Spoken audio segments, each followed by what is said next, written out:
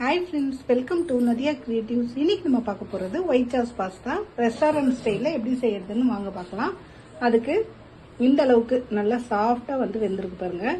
இந்த அளவுக்கு நல்லா வேக வச்சு இதில் லைட்டாக உப்பு கொஞ்சம் எண்ணெய் சேர்த்து நல்லா வேக வச்சுட்டு இந்த மாதிரி ஒரு ஜெல்லி இருக்க ஒரு ஹோல்ஸ் இருக்க ஒரு பாத்திரத்தில் கொட்டி வச்சுருக்கேன். இப்போ நல்லா இருந்து தண்ணிலாம் நல்லா வற்றி போயிருக்கு. இப்போ இதுக்கு என்னென்ன இன்க்ரீடியன்ட்ஸ் தேவைன்னு பார்த்துக்கலாம். பூண்டு ஒரு 10 பல்லு தோல் எடுத்துட்டு பொடியாக கட் பண்ணி வச்சுருக்கேன்.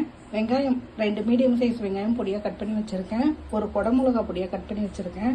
ஒரு ஸ்வீட் கார்ன் அந்த பல்லாக எடுத்து வச்சுருக்கேன். இப்போ இது 2 ஸ்டவ்வில் 2 கடாய் வச்சுருக்கேன். எதுக்குன்னா ஒன்றுத்தில் ஒயிட் சாஸ் ரெடி பண்ணுறதுக்கும் இன்னொன்றுக்கு காய்கறியெல்லாம் வதக்கிறதுக்கும். அதுக்கு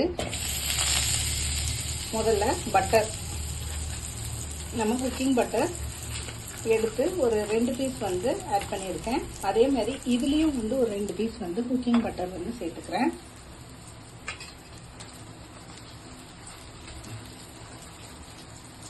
ஒரு 3 பீஸ் சேர்த்துருக்கேன்.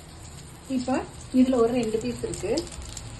இதில் நம்ம காயெல்லாம் இப்போ வதக்கிக்க போகிறோம். இதில் மைதா சேர்த்து நம்ம அந்த ஒயிட் சாஸ் ரெடி பண்ணிக்க போகிறோம். இது மெல்ட் ஆகட்டும், ஆன பிறகு மைதா சேர்த்துக்கலாம். இப்போ இதுலேயே பொடியாக கட் பண்ணி வச்சுருக்க பூண்டு அதை சேர்த்துக்கலாம். சேர்த்துட்டு இதை நல்லா வதக்கிக்கலாம்.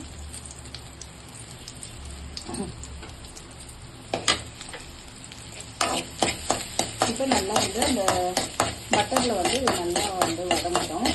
வதங்கின பிறகு நம்ம வெங்காயம், குடமிளகா, ஸ்வீட் கார்ன் இதெல்லாம் சேர்த்துக்க போகிறோம். இப்போ இது நல்லா வதங்கிருக்கு. இந்த சமயத்தில் வெங்காயம் பொடியாக கட் பண்ணி வச்சுருக்க வெங்காயத்தை சேர்த்துக்கிறேன்.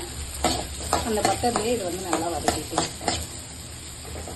வெங்காயம் வதங்கிட்டே இருக்கிறதுக்குள்ளே இந்த பட்டர் மெல்ட் ஆயிடுச்சு. இதில் ஒரு 2 ஸ்பூன் அளவுக்கு மைதா ஆட் பண்ணிட்டு வதக்கிக்க போகிறேன்.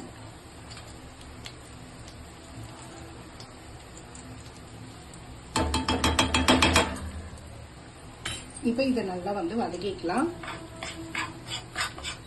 அந்த பட்டர்லேயே நல்லா ஃப்ரை ஆகட்டும். இப்போ இந்த அளவுக்கு நம்ம இந்த மைதாவெல்லாம் பட்டரில் நல்லா வறுத்தாச்சு. இப்போ ஒரு 1.5 கப் அளவுக்கு பால் நம்ம சேர்த்துக்கலாம். இப்போ அந்த பால் கொஞ்சம் சூடாக இருந்ததுனால அப்படியே சேர்க்க முடியலனால அதனால வீடியோ கட் பண்ணிட்டு சேர்த்துருந்தேன். ஒரு 1 to 2 கப் அளவுக்கு பால் சேர்த்துருந்தேன். இப்போ இந்த இது நல்லா அந்த கட்டிலாம் இல்லாமல் நல்லா கலந்து நல்லா கிரீமி பதத்துக்கு வர அளவுக்கு நல்லா கலந்துக்கலாம். இது கலந்துட்டே இருக்கிறதுக்குள்ள அடுத்து இது வெங்காயம் நல்லா வதங்கிடுச்சு. இது கூட குடமிளகா,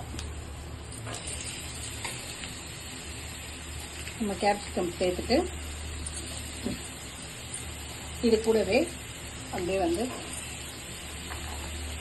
ஸ்வீட் கார்ன் ஒரு 2 கைப்பிடி சேர்த்தாச்சு.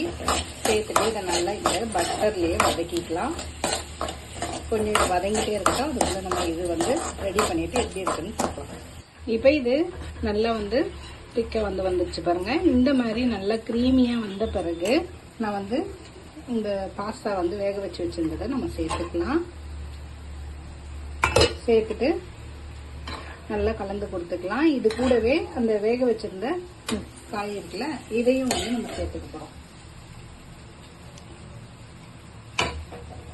எல்லாத்தையுமே சேர்த்துக்கலாம்.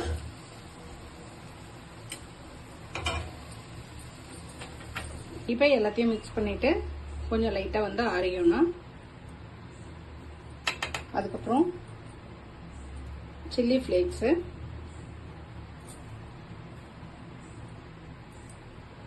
அதுக்கப்புறம் கஸ்தூரி மேத்தி கொஞ்சமா எடுத்து நல்லா கிரன்ச் பண்ணி சேர்த்தீங்கன்னா வாசமாக சூப்பராக இருக்கும். இது கூட உப்பு, தேவையான அளவு உப்பு சேர்த்துக்கலாம்.